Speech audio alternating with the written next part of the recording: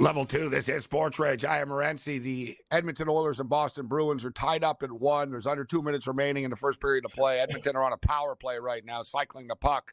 Nearly just scored, but didn't. We'll keep our eye on it. Victor Wembanyama is expected to play tomorrow night in Sacktown. Wembanyama's player prop is 23.5. They're starting to let him play more, and he's starting to rack up. He's starting to get better and better. And, like, this kid really is just all that. One of the big buzzes as far as the future is concerned was a lot of Trae Young talk about San Antonio. The Trae Young and Vic, like, they're going to start that pieces and bring guys in and stuff, right? Once they think, all right, we could almost win.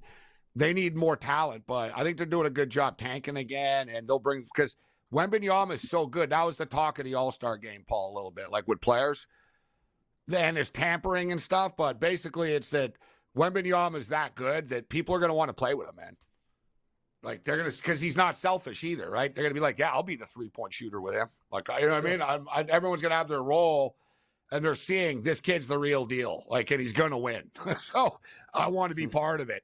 And you're going to see it's already starting, like there's a big buzz that, and we all know that Trae Young is going to be in Atlanta forever. So that was the thing, that Wembanyama and Young get along, and Young wants to go there and be a sidekick and stuff. So something to keep your eye on. But what else do you like tomorrow night in the association, Paul? Well, you mentioned the Cavaliers, and I actually like Orlando here. I think these teams are more evenly matched. Hold on, sorry, 1 second, realize. Paul. I just got to introduce the serious crowd here in a second. Shout out to everybody joining us on Sirius XM Channel 159. This is Sports Rage. I am Morency on the SportsGrid Radio and Television Networks. Paul Povey with us right now talking NBA basketball. We're talking about the Cavaliers. They're laying 6.5 points to the Orlando Magic in Cleveland tomorrow night. Yeah, they split the first two games. Now, the first one, Cleveland prevails by 10 points. Orlando outscores them in the paint, but goes 2 of 23 from beyond the arc. Second game, Orlando gets the best of it, also does work in the paint. Last game, 126-99, easy Cavalier victory. Unfortunately, Orlando was second back-to-back at home, but they get blown out. They went down 38-19 after one, and it was pretty much lights out. But I think they'll be competitive tomorrow night. I think they've been playing good basketball here, and I think they'll do work inside and get a cover. I think 7's too much. I took some 7 on the game, and I think that's a hefty number given these two teams and how far I separate to. I'm going to look for Orlando to get the cover here. Cam, what game are you looking at? It's a good question, Gabe, and we're not going to talk about that Raptors game, so I'm going to skip over that game for everybody right now. How about we take a look at this one? I do think the Raptors will win, though. Yeah, no, you bring up a good point. I don't bet on the Raptors, but I do think they'll win. I still fade them a lot too. The thing about the Raptors is we can bet against them more than we bet on them. Paul, what about the Clippers and Thunder? Gabe talked about this game off the top, but the breakdown, Orlando, they're laying 2 total, 236.5 off the break. Oklahoma, small favorites in this one. What do you think about the Thunder at home? Seems like a short price. Yeah, it seems like a short price, and I think it's a very competitive game. I looked at it, and I just couldn't come up with something I felt passionate about. Now, the first game, OKC wins the game fairly comfortably. No Kawhi Leonard, and the Clippers come back and win game 2. So I think these teams are pretty close. So the number's right. I think it should be a fairly close game. I don't have an opinion on the game relative to a side or a total. I'm just going to sit back, watch. It might be a good one to play live wagering, because if you get one team opening up a 6, 7, 8-point lead, I think you could come down to a 2-3 point finish and maybe work your way into something advantageous. Looking at the NBA futures right now before we get Paul out of here, the Boston Celtics are favorites to win the title, which I get. You know what I mean? I think I picked Boston to go and win this year, but I couldn't justify them being plus 250 compared to the Nuggets at plus 425. The Clippers are plus 550. The Bucks, Paul, let me ask you, we got about 2.5, 3 minutes here. Dude, everyone's blaming Doc Rivers right now. And it's stupid. And I'm not defending Doc Rivers, but my point is, people don't blame Giannis. He's become everything he said he never would. There was no reason to fire Mike Budenholzer. They won a damn championship, right? But, he's no good of a coach. We could do better. So they run him out of the building. They bring in Adrian Griffin, who never had any head coaching experience. He's an assistant coach on the Raptors. He's a hard-ass dude that played in the NBA when people hit each other. Remember, you know what I mean, Paul, when he played.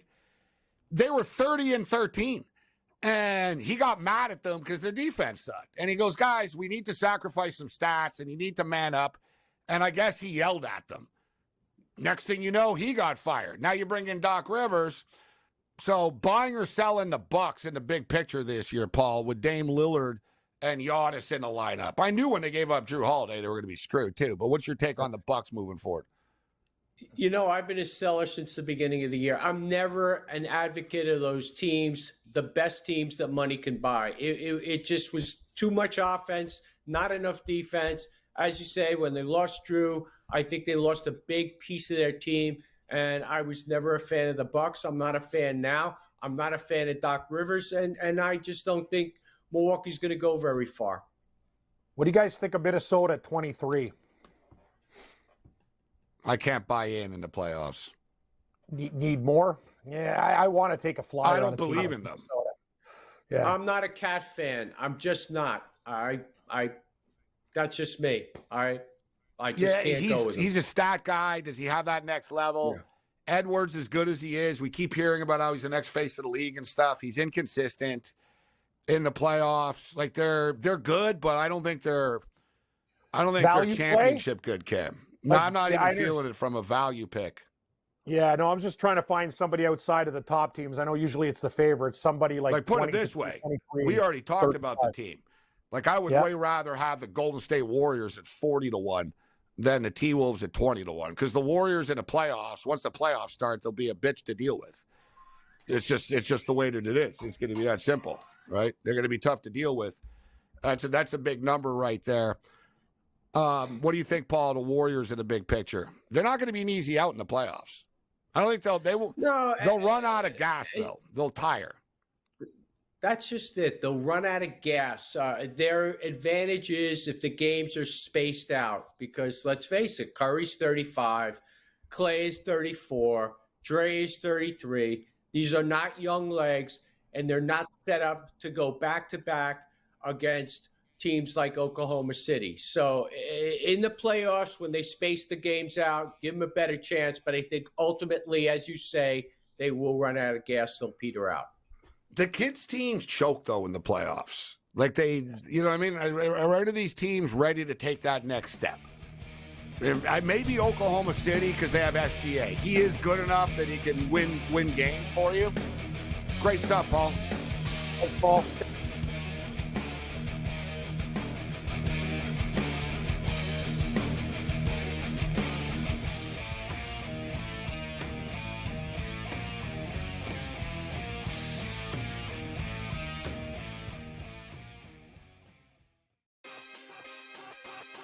Caravan came back.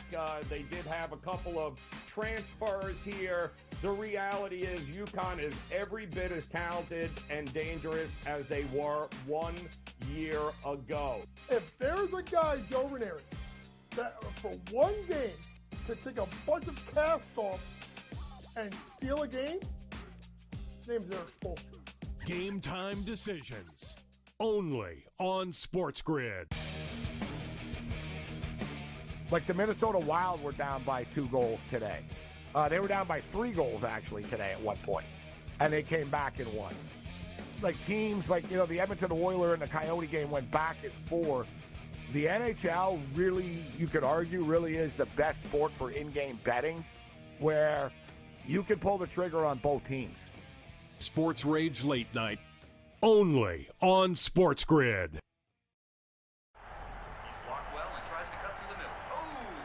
Your gut says Miami is going to win, and you should take the over.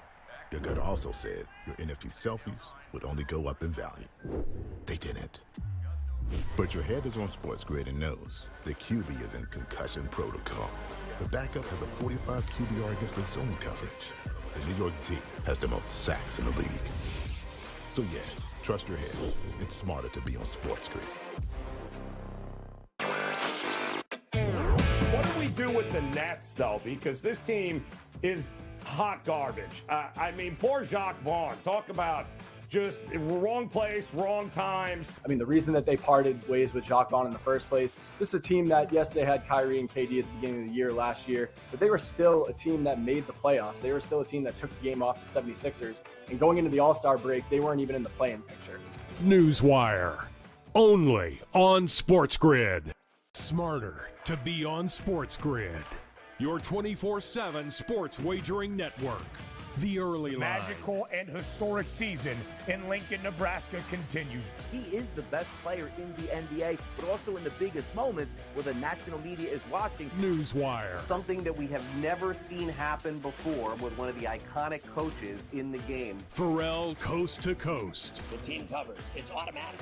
It's every time. Not sometimes. It's every time. Game time decisions. Luka is actually far more dangerous from three on the road this year than at home. This game here tonight, you may want to consider taking as many points as humanly possible. In-game live. Prime time. We got not one, but two coaches fired systems in place. SportsRage late sort of night. has letdown written all over it. It's going to be hard to match the emotion that they played with the other night. It's smarter to be on SportsGrid.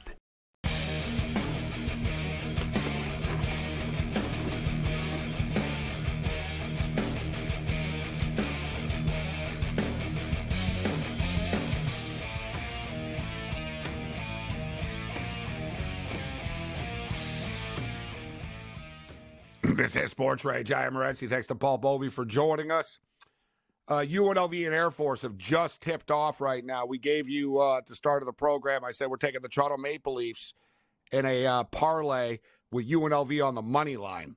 So now we need UNLV to win this basketball game. The Toronto Maple Leafs are up 3-0 on the Arizona Coyotes, and Austin Matthews scores his 50th goal of the season, which you've got to tip your cap to him. An incredible accomplishment. Listen, Austin Matthews is a great player. The Leafs are going to be judged on what happens in the postseason. So I think there's some in the Toronto market that, or in the hockey world, that are sort of overhyping it in a way, because it's like, yeah, whatever. He can score 1 million goals. It's very sort of Josh Allen-like, all right? Like, you know what I mean? We've seen the stats already. But at the same point in time, you can't dismiss it just because he kind of plays for the Leafs, and they've disappointed in the playoffs before. Like, put it this way, if we're going to give credit to Connor McDavid when he does crazy things without winning, you can't call out Austin Matthews as well. But Austin Matthews, what he's accomplished is just is crazy to score. So he looks to become he's the fastest U.S.-born player to score 50 goals in a season. But we talked about this coming into tonight. So now this is his 54th game. So he's got 50 goals in 54 games. That's the fastest to 50 goals since Mario Lemieux in 1995. Like, that's a serious accomplishment. Amazing. You're going back 28 years now. And Mario Lemieux, like, nobody's done it since, Cam. To put in perspective, Connor McDavid did score 50 goals. It took him 61 games. So Matthews just did it in 54. Matthews is on pace right now to score 75 goals. It's amazing, Gabe, and probably the best release. He gets them in bunches, too, and that's a dangerous thing. You're right, though. You bring up an excellent point about the Leafs. They will be judged for how their playoff failures, but Matthews is one of the best hockey players in the world. Let's give him a lot of credit, and it's not just it's also, Gabe, what has the management done, with the goaltending situation over the years, and Giordano and old defense. It's like, I know these guys, we can criticize them for not being the best two-way players, but you know what I mean? They can't do it all. Like the forwards of the Leafs have been absolutely stellar. It's up to these other guys to step up and to be better in the playoffs. And it's up to the goaltender to steal a couple games and stuff like that. It's that's the whole thing about the Toronto Maple Leafs. But you said it, buddy. This guy, his release, best in the business, his eye for the net. I'd actually hope he shoots the puck more. That's the issue that we have with Matthews. He can get even more goals, Gabe, because when he shoots, it's like, honest to God, it's on a string. He has the best release I've ever seen, and it's just usually like he picks spots left, right. Unbelievable accuracy. Yeah, you know what? I think a good comparison. He's very Dan Marino-like. He's got a quick release. It's like he's got like one of the best releases ever. Mm-hmm. Is he, I'm not going to say he's not a great hockey player because he's becoming better. He's a great goal scorer. Right. He does have flaws in his game overall. That's why, like, when people talk about him being MVP, I don't know if George Kurtz is ready to step up and in yet, but I'm looking at goal scorers by how many goals they scored. So, like, goal leaders in the National Hockey League. And so Connor McDavid last year had 64. All right. It was pretty impressive. Austin Matthews got to 60 before. There was the 41, but there were shortened seasons. It was all that type of stuff with the COVID era. But nobody's gotten into this, like, the 70 range. If you got to go back a ways here. And I'm looking back here, and I remember this is sort of our era. But Mary Lemieux dropped 69 in 1995-96, which was pretty crazy. But we had a run in the early 90s, man. It was pretty crazy. Like, Brett Hull scored 72. He scored 86 one year. Brett Hull scored 72, 86, and 70 3 years in a row. Alexander Mogilny racked up 76 with the Buffalo Sabres once. Remember, Timo Solani was 76 goals with the Winnipeg Jets in 1992-93. And then it died down. Pavel Bure, 60. Mary Lemieux, 69. Keith Tkachuk, 52. But, of course, for people that are unaware, the all-time record belongs to Wayne Gretzky. 92 goals. Unreal. 92 goals. And he nearly broke his own record, actually, Cam. In 1981-82, he scored 92 goals. And in 1983-1984, he scored 87 goals. Unbelievable. But what's crazy about Gretzky is the amount of assists that he had. So, like, you know what I mean? Like, if you look at Austin Matthews, right, how many assists did Austin Matthews have? How many does he have this year?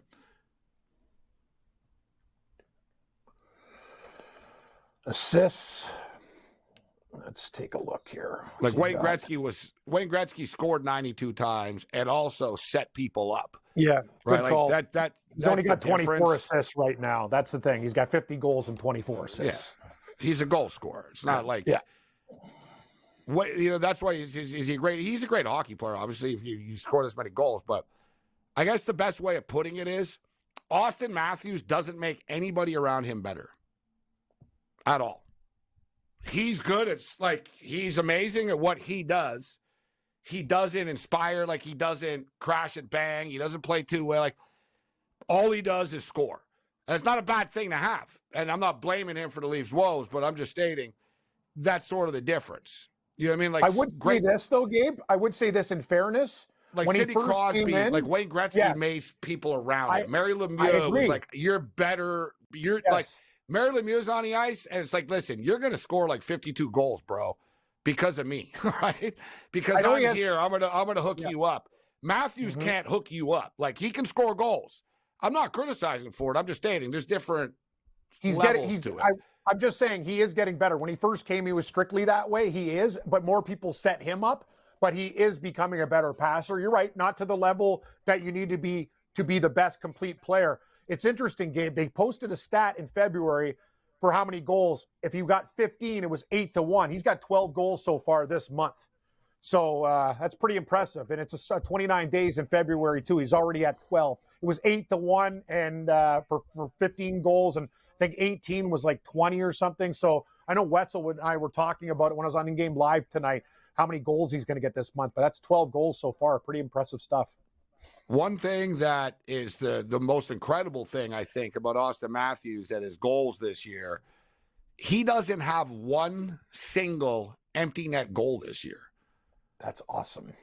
Which is pretty crazy.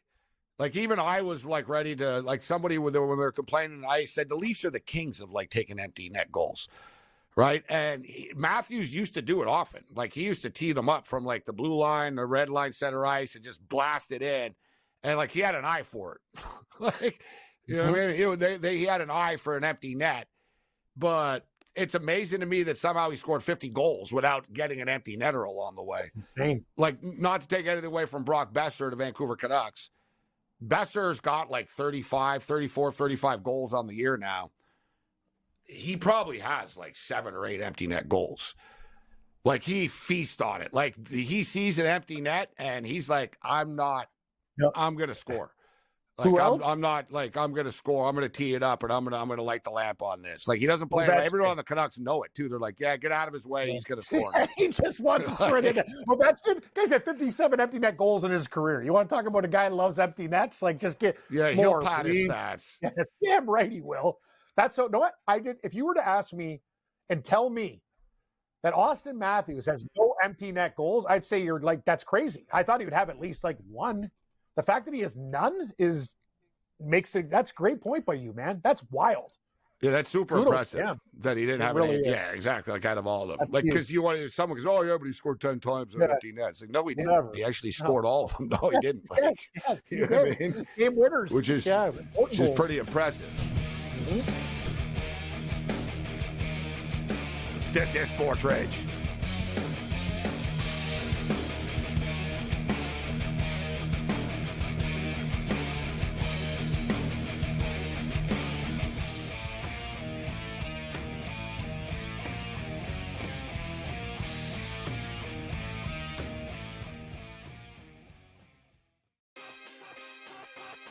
Caravan came back.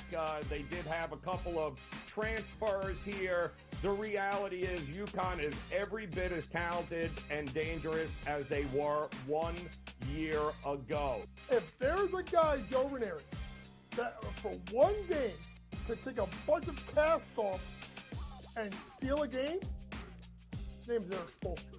Game time decisions. Only on SportsGrid. Like, the Minnesota Wild were down by 2 goals today. They were down by 3 goals, actually, today at one point. And they came back and won. Like, teams like, the Edmonton Oilers and the Coyote game went back and forth. The NHL really, you could argue, really is the best sport for in-game betting, where you can pull the trigger on both teams. Sports Rage Late Night. Only on SportsGrid.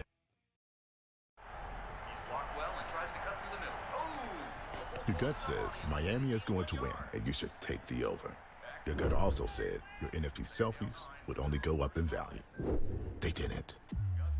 But your head is on SportsGrid and knows the QB is in concussion protocol. The backup has a 45 QBR against the zone coverage.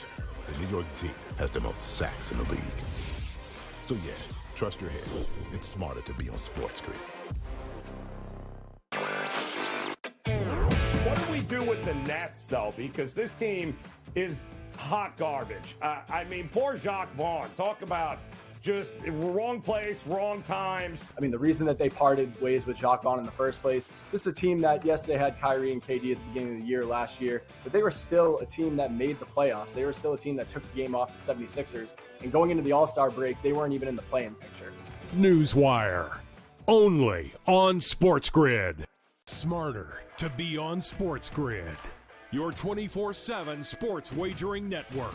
The early line. Magical and historic season in Lincoln, Nebraska continues. He is the best player in the NBA, but also in the biggest moments where the national media is watching. Newswire. Something that we have never seen happen before with one of the iconic coaches in the game. Pharrell coast to coast. The team covers. It's automatic. It's every time. Not sometimes. It's every time. Game time decisions. Luka is actually far more dangerous from 3 on the road this year than at home. This game here tonight, you may want to consider taking as many points as humanly possible. In-game live. Prime time. We got not 1, but 2 coaches fired systems in place. Sports Rage This Late sort of Night. has letdown written all over it. It's going to be hard to match the emotion that they played with the other night. It's smarter to be on SportsGrid.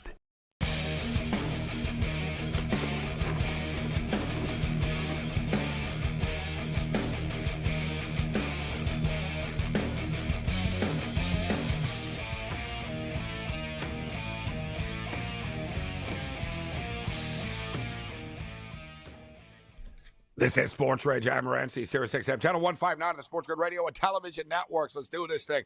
The MLS season is back. Inter Miami hosted Salt Lake City. Real Salt Lake tonight. 2-0 victory for Inter Miami. But Messi did not score. So the odds makers are happy about that because everybody always bets on Messi to score all the time. The odds makers are not so happy about the fact that Austin Matthews scored tonight because everybody in the world, including George Kurtz, bet on Austin Matthews to score tonight. What's up, Kurtz?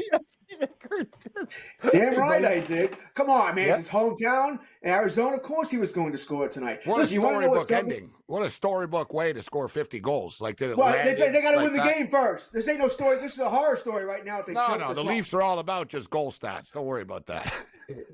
No. Listen, I did my taxes earlier today, and that didn't go the way I wanted them to go. I'm on the phone with my accountant back and forth.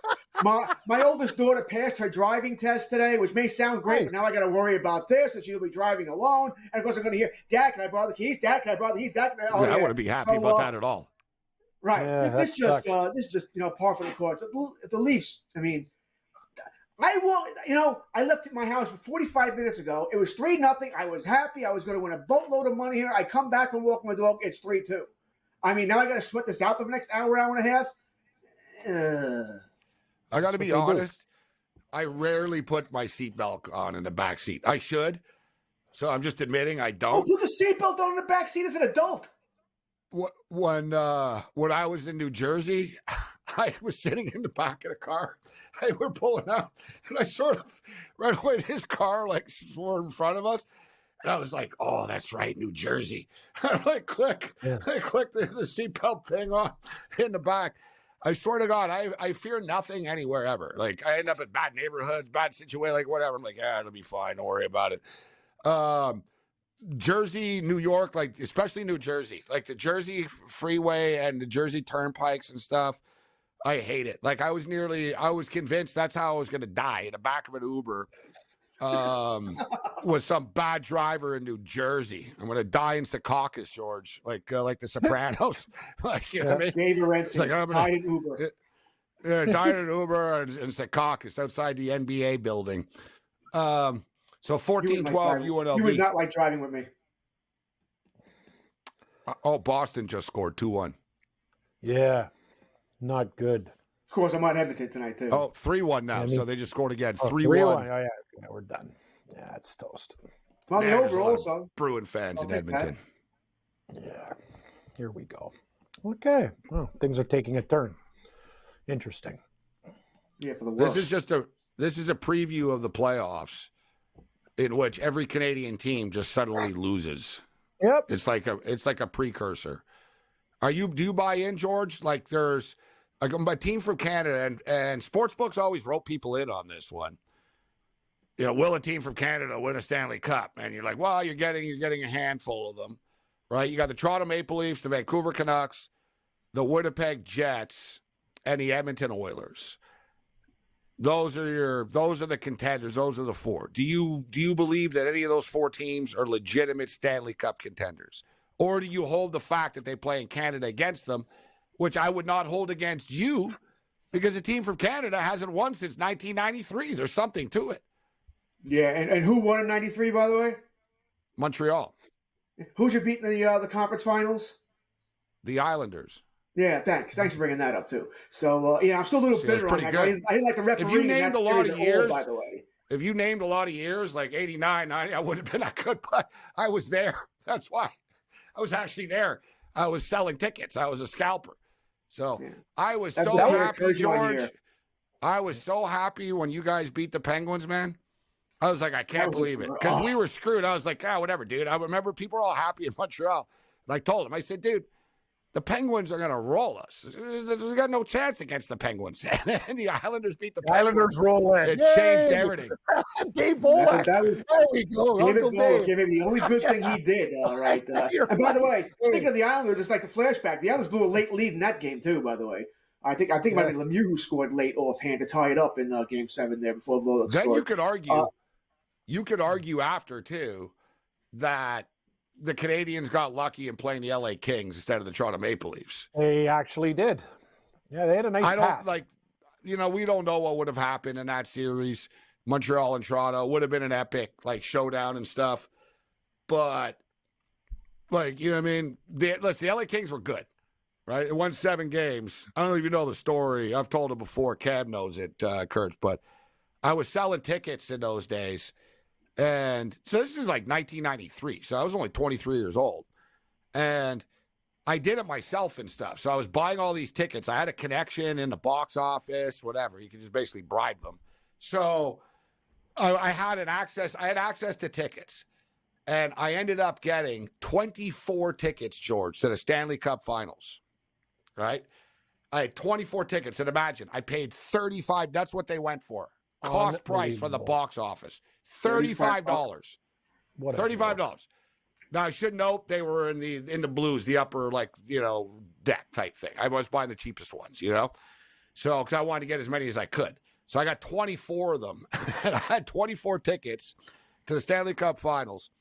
And the Canadians were already in. So we knew the Canadians were in. And the Leafs and sorry to bring it up, but they beat the Islanders in 5 off the top of my head, right? And the Leafs and Kings went 7. So the Canadians were off. So everyone in Montreal wanted Toronto, right? And it was their story in a newspaper. And it was in the news and stuff. How much will tickets be if it's Montreal versus Toronto? And it was set in stone, basically. It was the cheapest ticket. My $35 ticket was $1,000, George. That's what it was going to be. And I had 24 of them. So I'm only 23 years old. I'm thinking, oh, my God, I'm rich. I'm going to have $24,000. $24,000. I'm like, wow. Word of no lie. There was a bar in the Montreal Forum. It was owned by Yvon Lambert, the tavern in the Montreal Forum. It was pretty cool. It had gates. So it was sort of like you were in the Forum, but you weren't, type thing and whatever. So the scalpers used to hang out there often, and we drink and stuff. And we're watching Game 7, the LA Kings and the Maple Leafs. And a guy at the table looks over, this older dude. He's like, hey, kid. And he goes, I hear you got 24 tickets. And I'm like, yeah. He goes, listen. He goes, why bother having to worry to sell them? He goes, if Toronto wins this game, I'll give you $12,000 cash right now. Right? And I'm thinking, wow, that's not bad. I'm going to walk away with $12,000. Other guys at the table are like, don't do it, bro. They're going, you're going to get $1,000 to $1,200 for your tickets. No problem. Right? And they're like, don't do it. Don't do it. But he didn't offer the money like that. He said, if Toronto wins. And they ended up not winning. There was a bad penalty and blah, blah, blah. At the end, They blamed Kerry Fraser. And LA ended up winning, and I ended up getting $200 a ticket only, George. Would you have done it if you offered it $12,000 right then with the game tied? No, I was going to keep them because I knew I wasn't dumb. Yeah. I knew I could get more for them. But I also knew if he would offer you $12,000 and the game, you didn't even know who was going to win. You weren't sure Toronto was going to win. Would you have done it? Yes, I told him that. I said if you give me $12K right now, and the game was 2-2 or something, because it was at the second intermission, and I said if you give me $12K, and he goes no, if Toronto wins, and then everybody, all these older scalpers at the table were like, why would he do that? It's sort of take a deal, make a deal, Cam. You take the deal now. You know what I mean? I know I can sell these after. So, I was very disappointed. You get the showcase or you get a pig, and that's what you got to do. You got to take the risk. What are you going to do for what's behind curtain number 2? I hustled the tickets. I got money. But the last game was the epic one where I knew they were going to win. It was Game 5 against the Kings. We just knew. It was they're going to win the Stanley Cup tonight. So I ended up getting $500 a ticket that night. I only had 4 of them, and I kept one of them because I was I'm going in. And that was the epic night. There was the riot and stuff like that. Yeah, so I went into the game. I bet on the game too. I bet $1,700 or something. I bet on the game. I won the bet. And after I left the arena, it was like a riot. The riot was starting. There was a big party, but it was sort of getting crazy. They were setting fires and stuff. And I lived in the neighborhood. So even though it was like the middle of the night, I knew where I could go buy beer, right? So I went to this corner store, like off the strip type thing, and I just got a 6-pack of beer. And I got the 6-pack, and I walked back just to stand on the corner and drink and watch everyone party and celebrate. And right away, some dude came up to me. Bro, where'd you get that beer? I'll buy it from you. And I paid, in that era, it was like it was $1 a beer. I paid like $6 for 6 beers. And I was like, he pulled out a $5 bill and he goes, how about 2 for $5? I was like, yeah, okay. And then somebody saw it and somebody came up to me and goes, you're selling beer 2 for $5? I was like, yeah, sure. Here, 2 for $5. So then suddenly I had $10, right? I was like, I went back and I was a ticket scalper. So I was a hustler. It didn't take me long. I went back to the store and I bought like $500 worth of beer. And I went back to the corner and there's this big riot going on. I'm selling beer. People are stealing beer from me, like trying to, like, you know what I mean? And it's like, I'm fighting them off. And like, it was like a mad scene. And the best thing ever, I made the news. It's in the news. And they said some people were pouring fuel on the fire by selling alcohol to the rioters. There was a picture of me selling beer. I like that.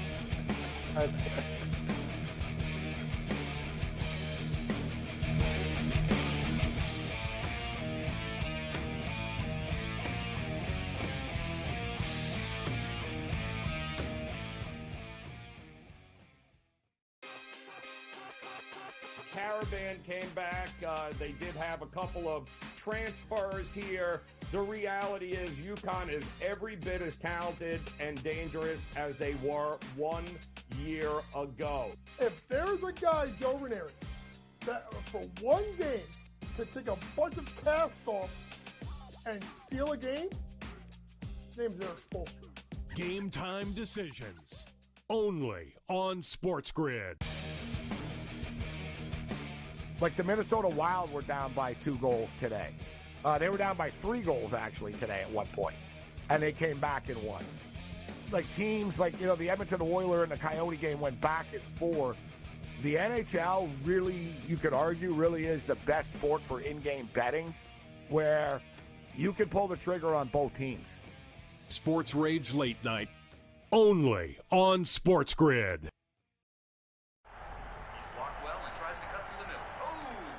Your gut says Miami is going to win, and you should take the over. Your gut also said your NFT selfies would only go up in value. They didn't. But your head is on SportsGrid and knows the QB is in concussion protocol. The backup has a 45 QBR against the zone coverage. The New York D has the most sacks in the league. So yeah, trust your head. It's smarter to be on SportsGrid.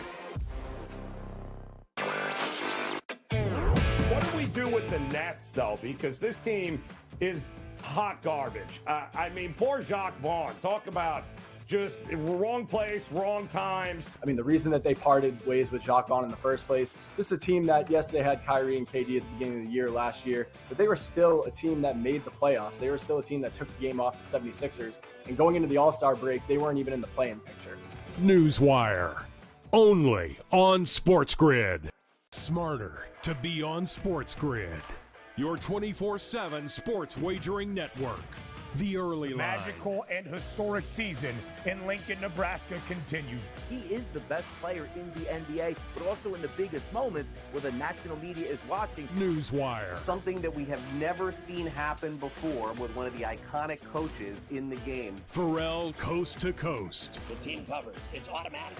It's every time. Not sometimes. It's every time. Game time decisions. Luka is actually far more dangerous from 3 on the road this year than at home. This game here tonight, you may want to consider taking as many points as humanly possible. In-game live. Prime time. We got not 1, but 2 coaches fired systems in place. SportsRage Late Sort of Night. has letdown written all over it. It's going to be hard to match the emotion that they played with the other night. It's smarter to be on SportsGrid.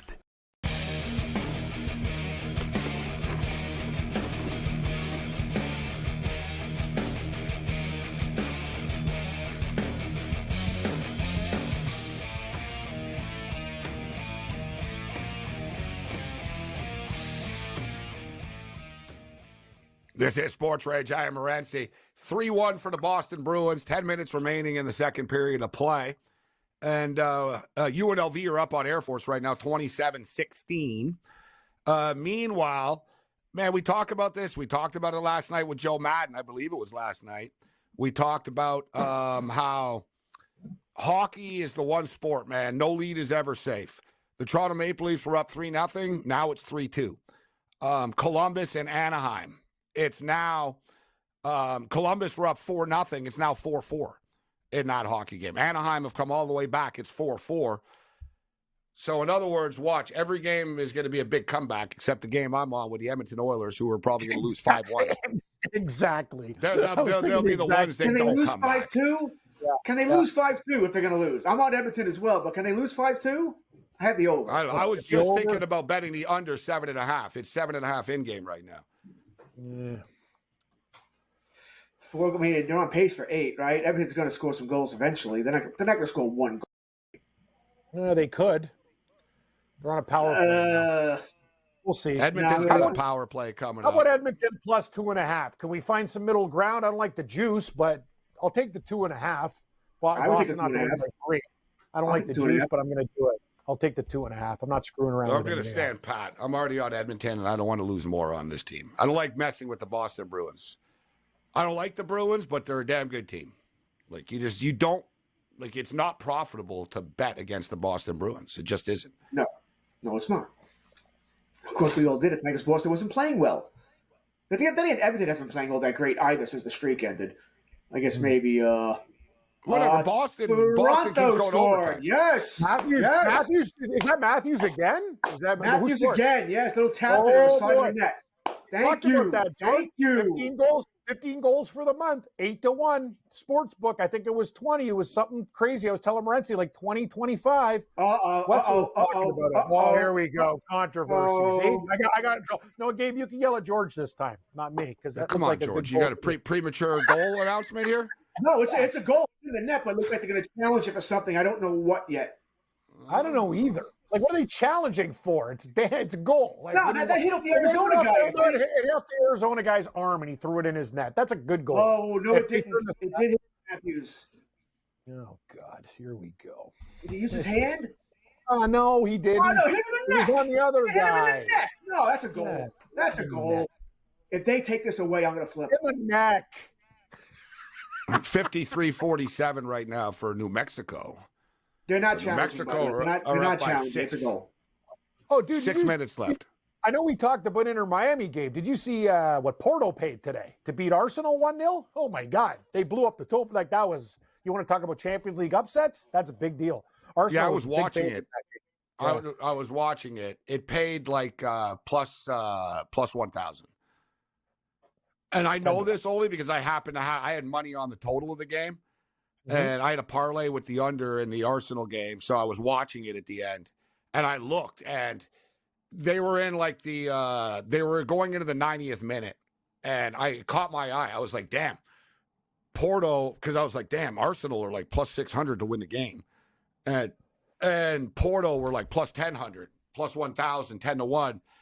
And I was just thinking, I was like, man, it crossed my mind. I was like, man, I should just take both teams to score. And if one of them scores, I'm going to make money here.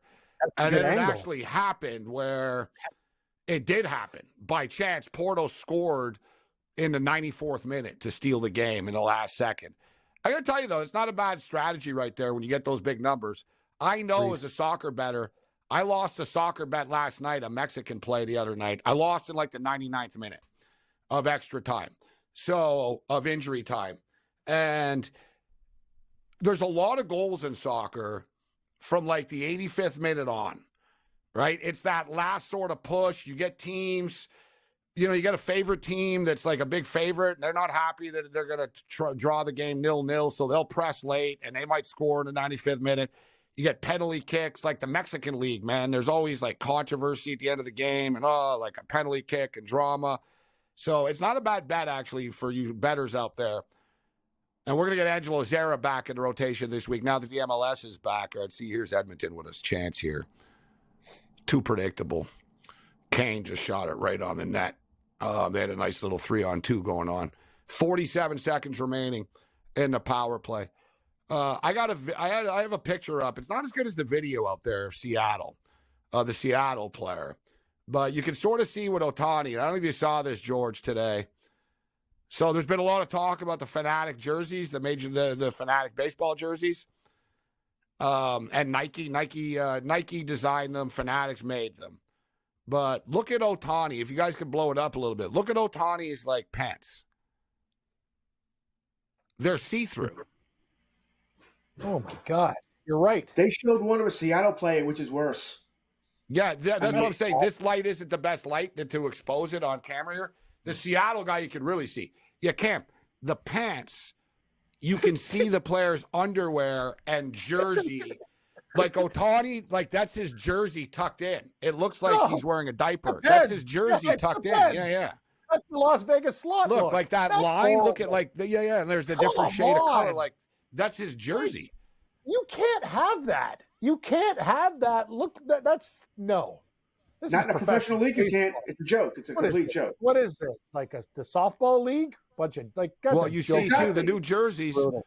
The new jerseys are not stitched, so the numbers on the back and the name are simply a silkscreen print. So essentially, I guess the best way of putting it is, Major League Baseball players are wearing replica jerseys. Yes, essentially. But they're being deemed authentic and being charged $470.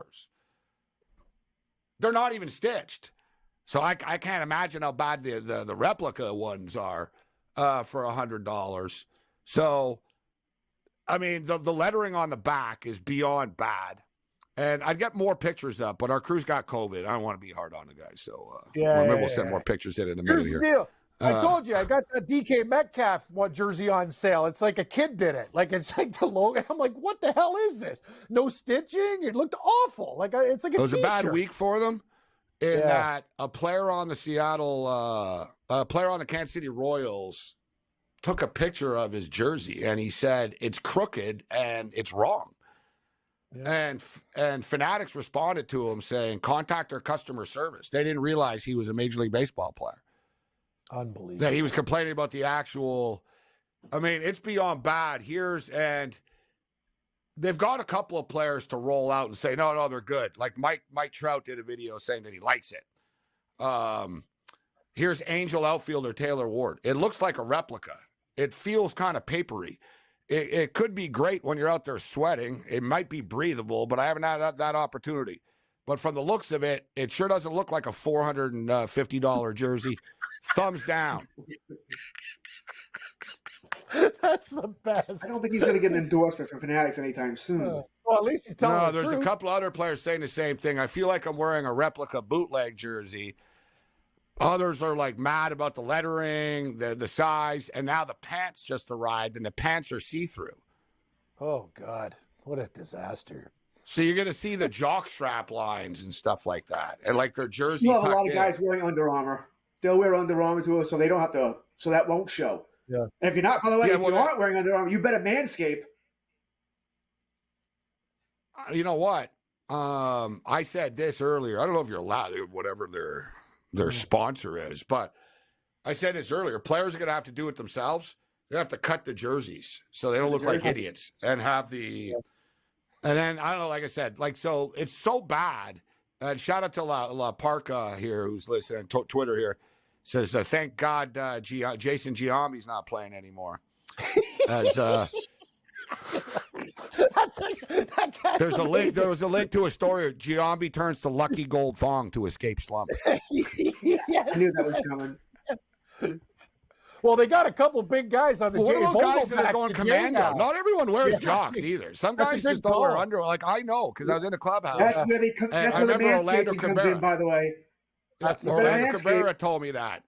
I was in a locker room once, and he told me, he goes, Morency, this is the way I roll. And he was naked, and he put his uniform on. He goes, nothing but Orlando. Nothing. And he walked out. Orlando. And I told him, I said, hey, what about you get it? He goes, nah, man. And he even told me, it keeps me alert in the field. Like, no one, you know what I mean? Shortstop. Like, keeps him alert. Not everyone wears jocks. You're gonna be on your toes. If That's you're actually a really really good. you don't want a jock strap. I You're like nuts. the style. Smart. Didn't Didn't Adrian Beltre have a testicle blown up? Testicle. Yes. I don't know what that is. Yeah, but I invented a new word, testicule. Yeah.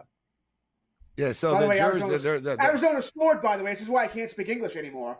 And they're on the power play. So did Boston. Boston just scored 4-1. Yeah, that 2.5 is not a good idea. I guess you're right.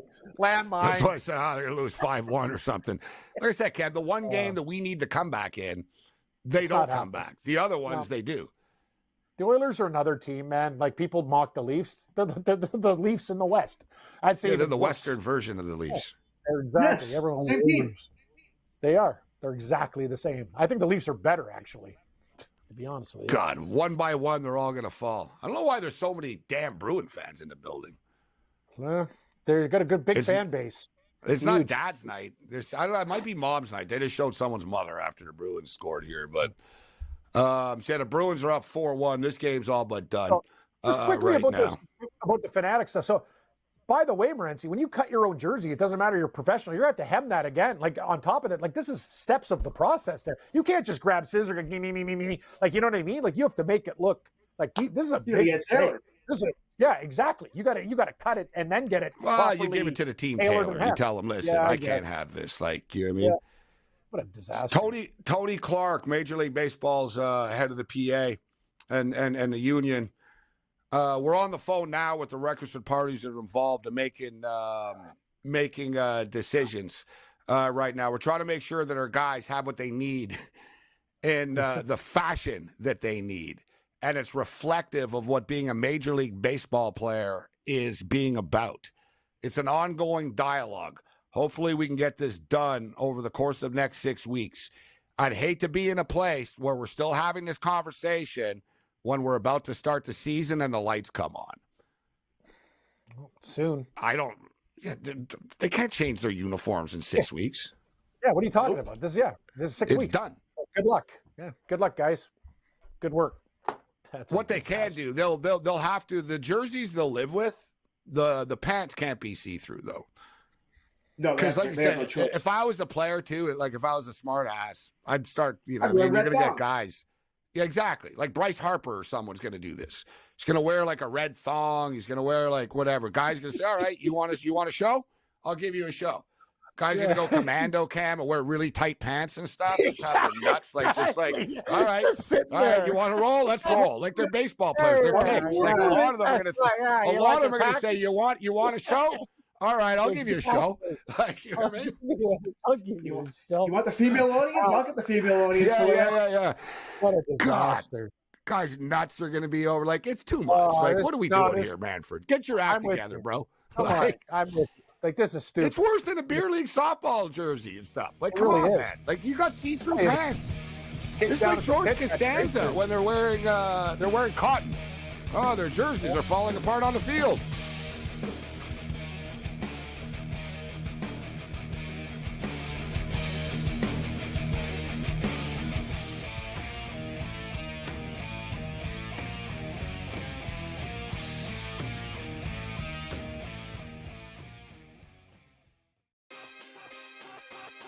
Caravan came back. They did have a couple of transfers here. The reality is UConn is every bit as talented and dangerous as they were 1 year ago. If there's a guy, Joe Ranieri, that for one game could take a bunch of cast-offs and steal a game, his name's Eric Spoelstra. Game time decisions. Only on SportsGrid. Like the Minnesota Wild were down by 2 goals today. They were down by 3 goals, actually, today at one point. And they came back and won. Like teams like, the Edmonton Oilers and the Coyote game went back and forth. The NHL really, you could argue, really is the best sport for in-game betting where you can pull the trigger on both teams. SportsRage Late Night. Only on SportsGrid.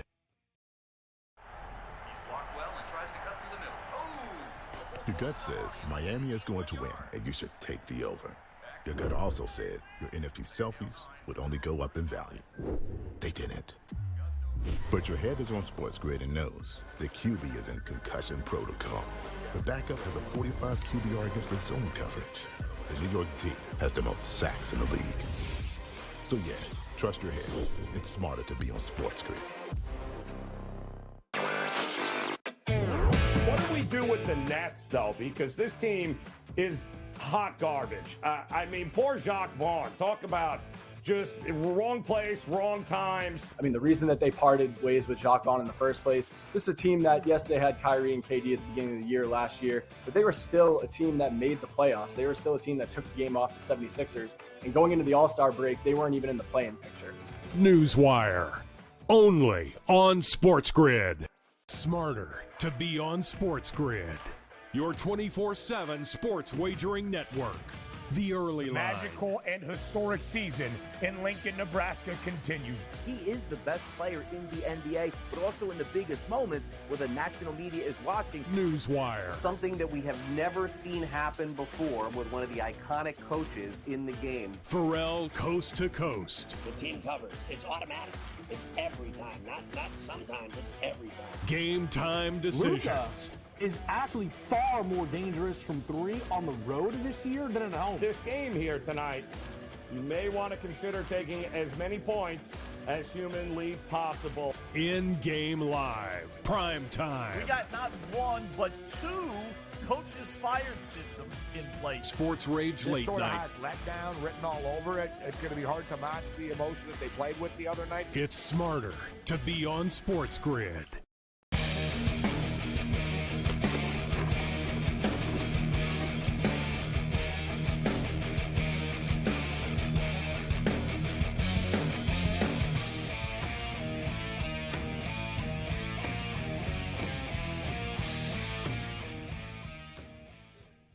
George Kurtz had a busy day today. He was on earlier with Carver on the Scott Farrell show, Coast to Coast, talking about Major League Baseball free agency, rocking the Hawaiian shirt. What are you in Arizona now?